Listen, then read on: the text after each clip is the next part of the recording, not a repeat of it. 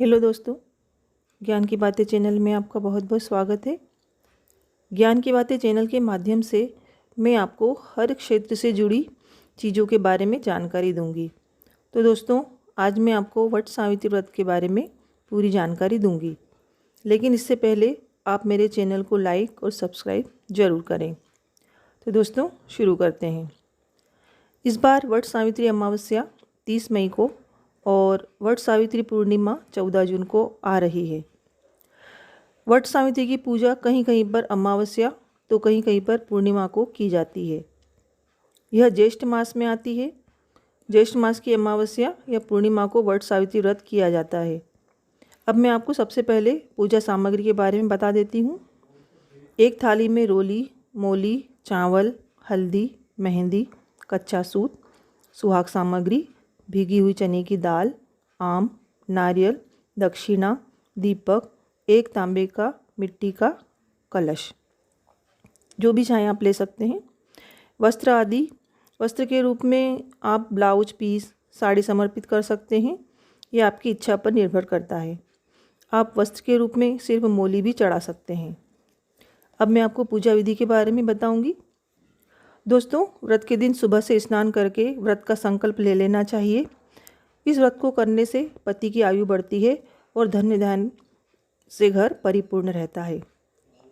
इस व्रत में आपको वट वृक्ष की पूजा करना अनिवार्य होता है। ये कहीं भी आपको पार्क या मंदिर में आसानी से मिल जाता है। वट वृक्ष के नीचे मिट्टी की बनी सावित्री और सत्यवान तथा भैंसे पर सवार यम की प्रतिमा स्थापित कर पूजा करना चाहिए। वृक्ष अगर पुराना हो तो बहुत अच्छा माना जाता है। तो सबसे पहले जल से भरे कलश से आपको परिक्रमा करते हुए वृक्ष को जल से सींचना होता है। फिर कच्चे सूत को वृक्ष के तने में बांधकर 5 या 7 परिक्रमा करते हुए लपेटते जाना है और अपने पति की दीर्घायु की कामना करते जाना है। अब परिक्रमा पूरी होने पर आप वृक्ष के तने पर थोड़ा सा जल चढ़ाएं, फिर दीपक अगरबत्ती लगाएं, रोली, हल्दी, मेहंदी, चावल, पुष्प चढ़ाएं। अब एक नारियल चढ़ाएं। नारियल को चढ़ाने से पहले उस पर थोड़ा सा जल व रोली लगा दें और दक्षिणा रखकर चढ़ाएं। अब भीगी हुई चने की दाल, आम व दक्षिणा रखकर वृक्ष के सामने समर्पित कर दें। इसके पश्चात किसी सुहागन स्त्री की गोद भी भरें। गोदी में भीगी हुई चने की दाल, आम व दक्षिणा रखकर गोद भरी जाती है। इसके पश्चात वहीं बैठकर या घर आकर कथा सुनना चाहिए। कथा सुनते समय हाथ में थोड़े से चावल और पुष्प जरूर रखें और कथा सुनने के पश्चात इन्हें भगवान के सामने समर्पित कर देवें। अब मैं आपको वट सावित्री व्रत की कथा सुनाती हूँ। भद्र देश के राजा अश्वपति के पुत्री के रूप में सर्वगुण संपन्न सावित्री का जन्म हुआ। राज्य कन्या ने द्युमत्सेन के पुत्र सत्यवान की कीर्ति सुनकर उन्हें पति रूप में वरण कर लिया। इधर यह बात जब ऋषिराज नारद को ज्ञात हुई तो वे अश्वपति से जाकर कहने लगे, आपकी कन्या ने वर खोजने में निसंदेह भारी भूल की है। सत्यवान गुणवान तथा धर्मात्मा भी है, परंतु वह अल्पायु है और 1 वर्ष के बाद ही उसकी मृत्यु हो जाएगी। नारद की यह बात सुनते ही राजा अश्वपति का चेहरा उदास हो गया। उन्होंने अपनी पुत्री को समझाया कि ऐसे अल्पायु व्यक्ति के साथ विवाह करना उचित नहीं है, इसलिए कोई अन्य वर चुन लो। इस पर सावित्री बोली, पिताजी, आर्य कन्याएं अपना पति एक बार ही वरण करती हैं। अब चाहे जो भी हो, मैं सत्यवान को ही वर स्वरूप स्वीकार करूंगी।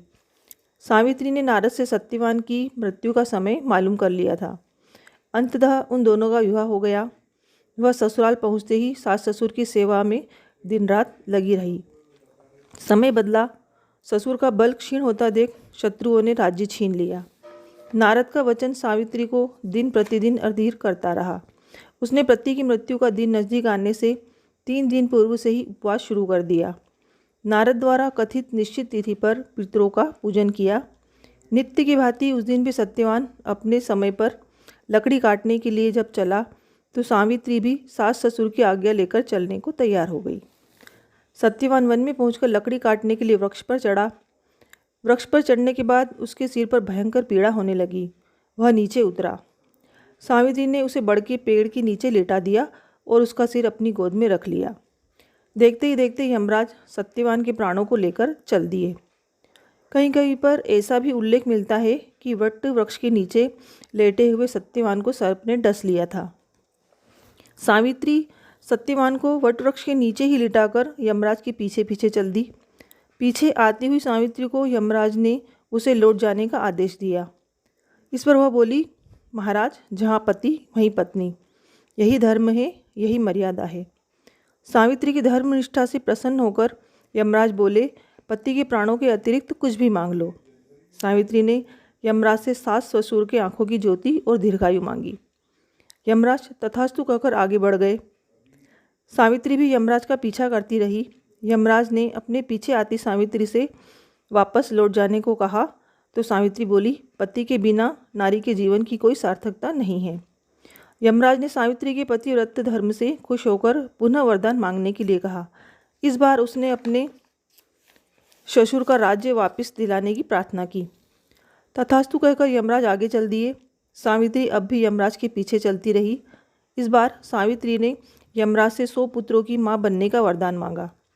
तथास्तु कहकर जब यमराज आगे बढ़े तो सावित्री बोली, आपने मुझे 100 पुत्रों का वरदान दिया है, पर पति के बिना यह संभव नहीं है। अपना यह तीसरा वरदान पूरा कीजिए। सावित्री की धर्मनिष्ठा, ज्ञान, विवेक तथा पतिव्रत धर्म की बात जानकर यमराज ने सत्यवान के प्राणों को अपने पास से स्वतंत्र कर दिया। सावित्री सत्यवान के प्राण को लेकर वट वृक्ष के नीचे पहुंची, जहां सत्यवान का मृत शरीर रखा था। सावित्री ने वट वृक्ष की परिक्रमा की तो सत्यवान जीवित हो उठा। प्रसन्नचित सावित्री अपने सास ससुर के पास पहुंची तो उन्हें नेत्र ज्योति प्राप्त हो गई। उसके बाद उनका खोया हुआ राज्य भी उन्हें मिल गया। तभी से वट वृक्ष की पूजा की जाती है। हे वट देवता, जैसे सावित्री को सुहाग दिया वैसा सबको देना। तो दोस्तों, अगर मेरे द्वारा दी गई जानकारी आपको पसंद आती है तो प्लीज़ मेरे चैनल को लाइक और सब्सक्राइब ज़रूर करें।